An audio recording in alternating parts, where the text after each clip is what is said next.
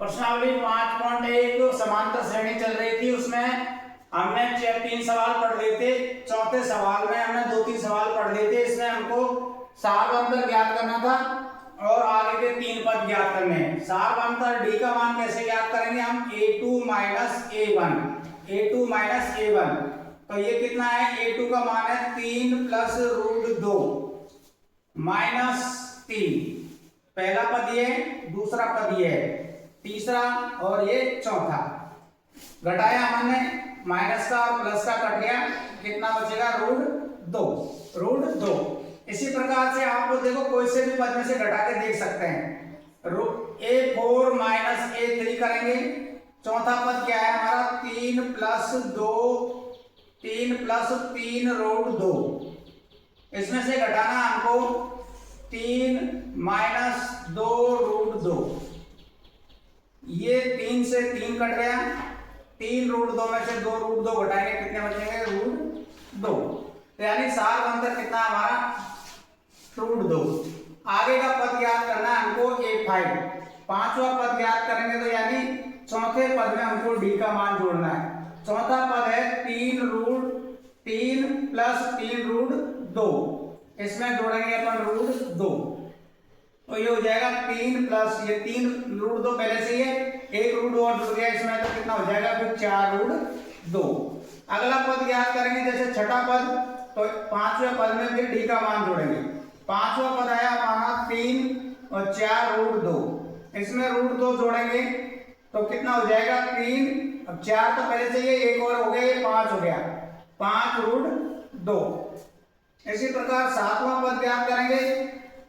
छठे पद में फिर डी का मान जोड़ना है। छठा पद है 3 प्लस 5 रूट 2। इसमें रूट 2 जोड़ेंगे तो ये हो जाएगा 3 प्लस 6 रूट 2। इस प्रकार ये 3 पद आगे के हमने ज्ञात कर लिए। तीसरे सवाल का, चौथे सवाल का ये सवाल था, ठीक है। इस प्रकार हमको आगे के डी के मान ज्ञात करके पद ज्ञात करने हैं। अगला सवाल है 0.2, 0.22, 0.222, फिर ऐसे बढ़ता जा रहा है 2-2 सब में। अब हमको पहले तो पता करना है इसमें समांतर श्रेणी है या नहीं। डी का मान ज्ञात करेंगे, यानी a2 में से a1 घटाएंगे।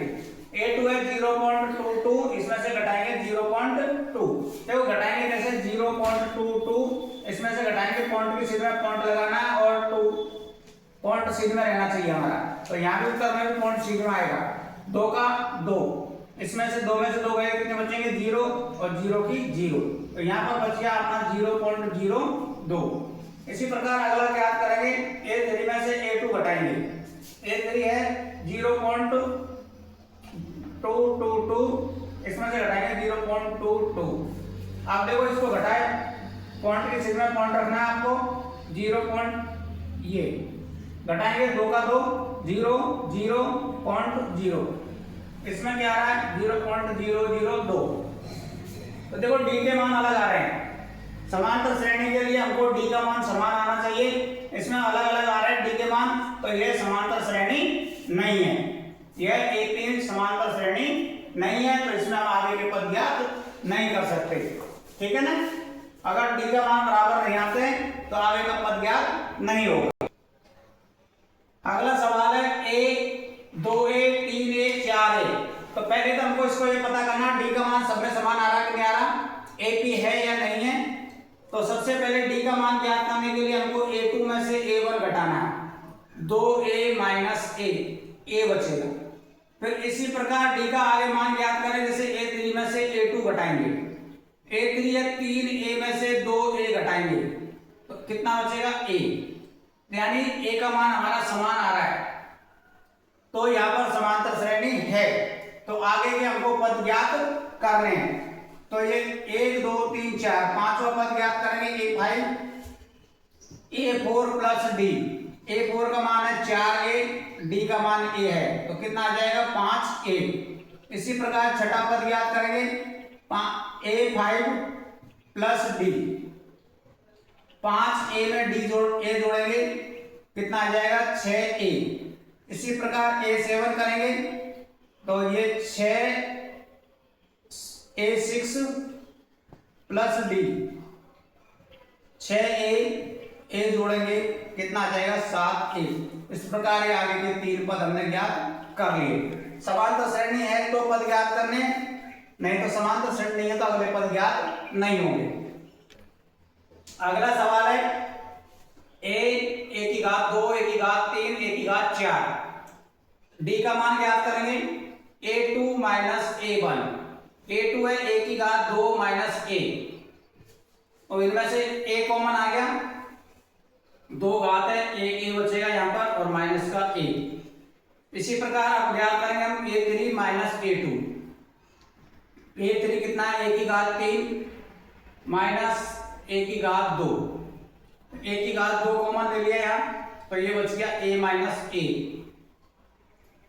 a4 माइनस a3 करेंगे, a की घात 4 माइनस a की घात 3, तो a की घात 3 कॉमन आ गया a माइनस a। अब देखो यहाँ पर d के मान सभी अलग अलग है, इसमें a की घात 1 है, इसमें 2 है, इसमें 3 है, ये तो समान आ रहे हैं इसके, लेकिन ये अलग अलग आ रहे हैं, यानी d का मान समान नहीं है, तो AP संभव नहीं है, ये पद AP में नहीं है, ये पद AP नहीं है, ये लिखना आपको। d का मान समान नहीं है तो ये पद AP नहीं है। इस प्रकार ये सवाल आपका 11वां चौथे का पूरा हुआ। अगला सवाल है √2, √8, √18, √32 डॉट डॉट डॉट। b का मान ज्ञात करेंगे सबसे पहले a2 माइनस a1। a2 का मान √8 माइनस √2। देखो 8 को हम क्या लिख सकते हैं 4 गुणा 2, 4 किसका वर्ग होता है 2 का, तो ये हो जाएगा 2 √2। तो इसको हम क्या लिख सकते हैं 2 √2 माइनस √2। 2 √2 में से 1 √2 घटाएंगे तो कितना बचेगा √2। इसी प्रकार अगला पद ज्ञात करना है a3 माइनस a2। a3 क्या है √18, तो इसको हम क्या लिख सकते हैं 9 गुणा 2, 9 गुणा 2, तो 9 3 का वर्ग है तो 3 √2। तो इसकी जगह पे हमने लिख दिया 18 माइनस √8, तो ये हो गया हमारा 3 √2, और √8 को क्या लिखा था हमने 2 √2, तो कितना बचेगा √2। इसी प्रकार से देखो √32 है, 32 को हम लिख सकते हैं 16 गुणा 2, 4 √2। तो अगला यह ज्ञात कर लेंगे अपन a4 माइनस a3। a4 का मान √32 माइनस √18, इसका मान आ गया हमारा 4 √2 और इसका मान है 3 √2। 4 में से 3 घटाएंगे तो कितना आया √2। तो सब में d का मान समान है, सब में d का मान समान है तो हम अगले पद ज्ञात कर सकते हैं। अगला पद ज्ञात करने के लिए देखो हम ज्ञात करेंगे 5वां पद, यानी a4 में हम जोड़ेंगे d। a4 का मतलब क्या है अभी हमने बताया, a4 32 है, इसका मतलब है 4 √2, इसका मतलब है 4 √2, और d का मान कितना है √2। 5वां पद ज्ञात करना है a4 में d का मान जोड़ना है। a4 का मान हमारे पास 4 √2 है, d का मान d है √2 है, जोड़ेंगे तो ये आ जाएगा 5 √2। इसी प्रकार से छठा पद ज्ञात करेंगे, यानी a5 में हम किसका मान जोड़ेंगे d का। a5 का मान कितना आ गया हमारा, ये देखो a5 का मान आया 5 √2, इसमें √2 जोड़ेंगे तो ये कितना आ जाएगा 6 √2। इसी प्रकार से 7वां पद ज्ञात करेंगे, यानी a6 में हम d का मान जोड़ेंगे 6 √2 प्लस में √2, कितना आ जाएगा ये 7 √2। 5 इसको हम अंदर लिख सकते हैं, देखो 25 गुणा 2, तो कितना आ गया ये 50, कितना आ गया ये 50। इसी प्रकार से इसको लिख सकते हैं अपन 36 गुणा 2, तो ये कितना आ जाएगा 72। इसी प्रकार इसको हम लिख सकते हैं 49 गुणा 2, 49 गुणा 2